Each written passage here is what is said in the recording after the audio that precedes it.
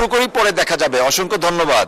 রোববার জাতীয় সংসদে ডেপুটি স্পিকার কায়সার কামালের সভাপতিত্বে শুরু হয় বাজেট অধিবেশন। টাকাটা কোথায়? অধিবেশনে মগবাজার আবদিন হাসপাতালে নবজাতকদের মৃত্যুর ঘটনায় ক্ষোভ প্রকাশ করেন স্বাস্থ্যমন্ত্রী মোহাম্মদ সাখাওয়াত হোসেন।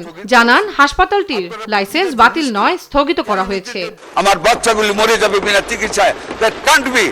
অবহেলায় প্রাণহানির এই ঘটনাকে কোনোভাবেই দলীয়করণ করতে দেয়া হবে না উল্লেখ করে প্রতিটি হাসপাতালকে কঠোর শৃঙ্খলার আওতায় আনার হুঁশিয়ারি দেন তিনি। We want to bring all the hospitals under discipline. আমরা লাইসেন্স স্থগিত করেছি।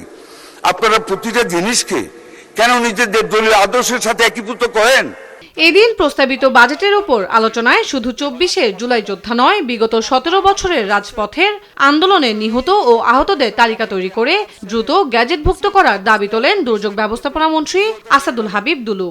জুলাই যোদ্ধা তাদের তালিকা আপনারা করলেন, কিন্তু ১৭ বছরে যারা নিহত হয়ে গেল, শহীদ হয়ে গেল, তাদের তালিকা কোথায়? আমি মাননীয় প্রধানমন্ত্রীকে বলবো, যারা দীর্ঘ ১৭ বছর সংগ্রাম আন্দোলন করে ক্ষতিগ্রস্ত হয়েছে, নিহত হয়েছে, আহত হয়েছে, তাদেরকে গেজেটভুক্ত করা হোক।